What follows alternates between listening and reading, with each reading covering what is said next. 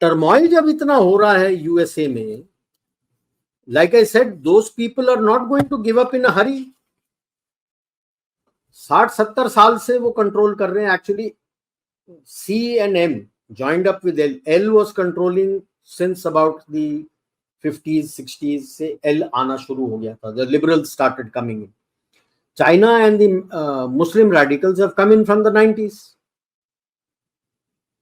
L has been controlling for 60-70 years, and CM have come in and they have been controlling for 30 years, managing the affairs for them. पैसे आते थे. Will they give up in a hurry? Never.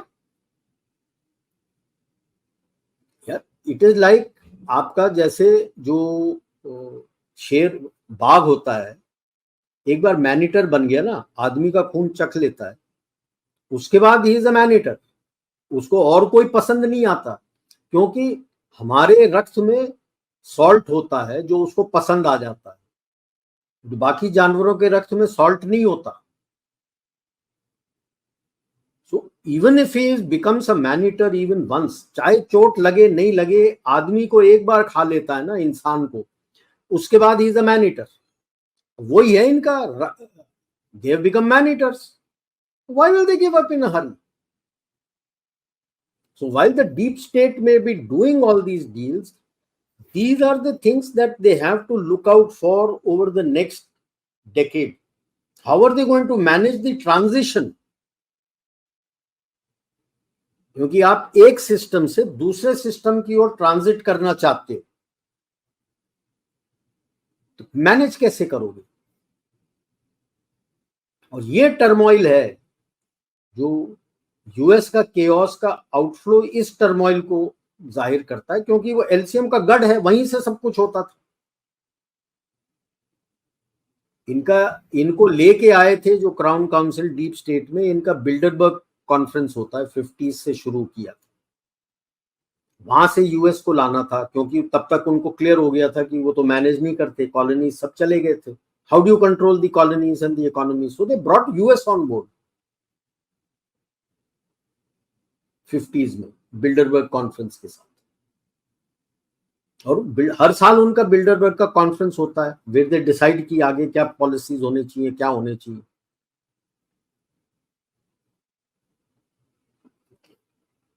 पिछले साल तक भारत होता था.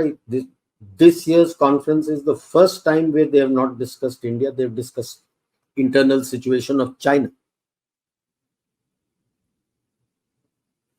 अब इसके पहले करते थे, चाइना का जो थ्रेट आ रहा है, द हार्डलाइनर्स का ये जो थ्रेट आ रहा है, वो that they used to discuss, but this conference they have discussed the internal frictions and problems in China.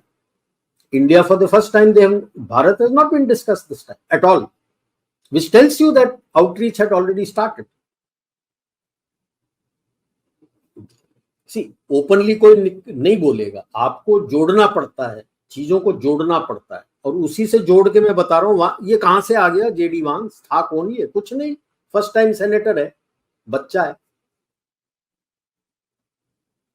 आया है अभी मैनेज करने के लिए, कि आगे देखने के लिए कि क्या होना है. So actually this election is done and dusted मेरे तरफ से, कि भाई वो तो आने वाला है. बिकॉज अभी तो इतने सारे, अगर let's presume that by the end of the month Biden को बोल देते हैं डॉक्टर्स, वो तो आसान है डॉक्टर्स को बुलवाने के लिए कि भाई you are not fit to stand for elections, and he pulls back, right, he pulls back. अब इस कन्वेंशन में क्या होगा?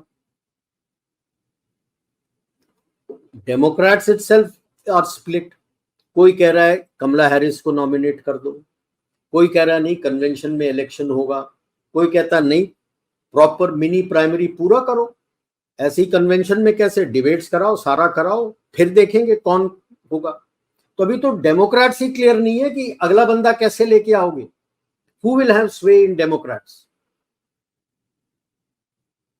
So one school of thought is इस कन्वेंशन में have a mini primary, debates कराओ उनसे, and then go for the voting. कौन आएगा?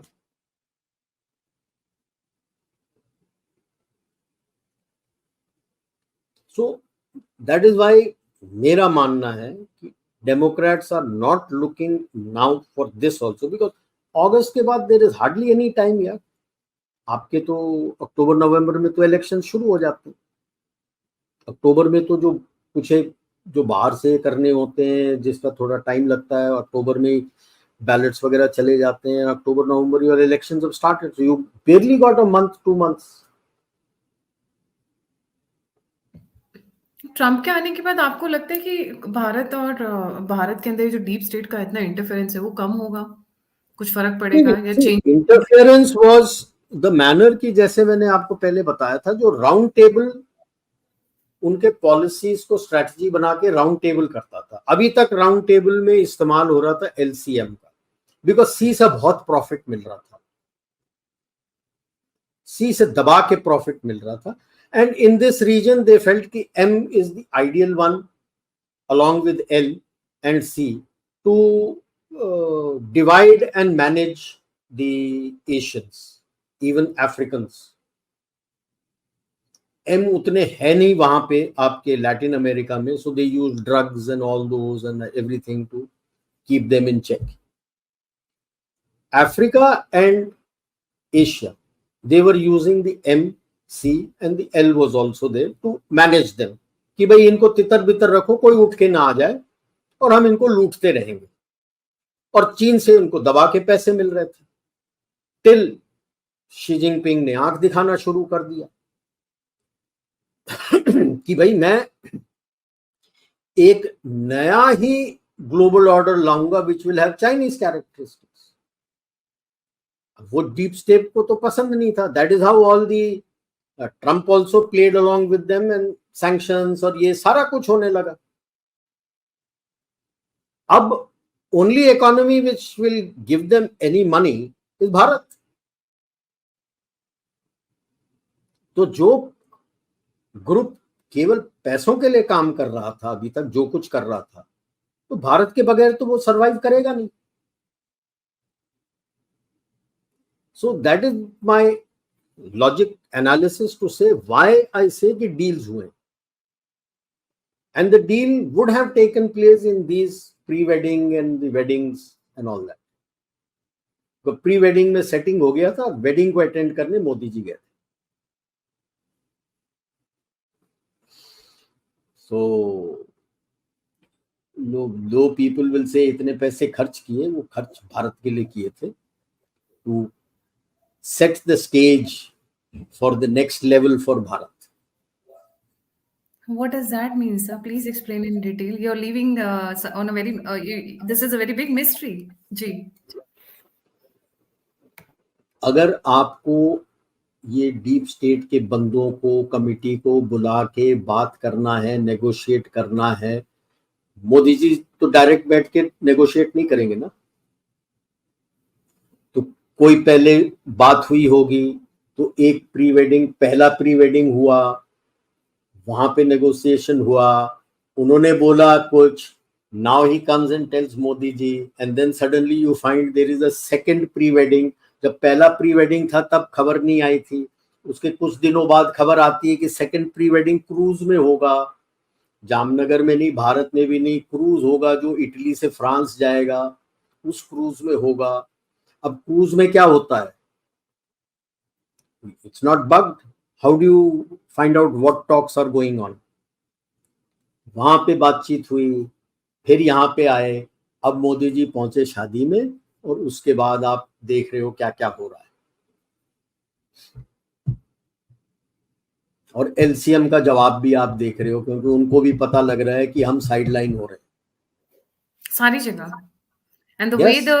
वे द नेशनलिस्ट आर राइजिंग, मैंने फ्रांस का सर उसी लिए दिखाया था, बिकॉज फ्रांस वालों को भी फ्रांस, झटका। Everywhere they are rising.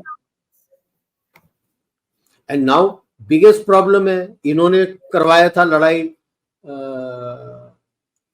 Ukraine और रशिया के बीच में, ट्रम्प तो आते ही साथ वो तो खत्म कर दे।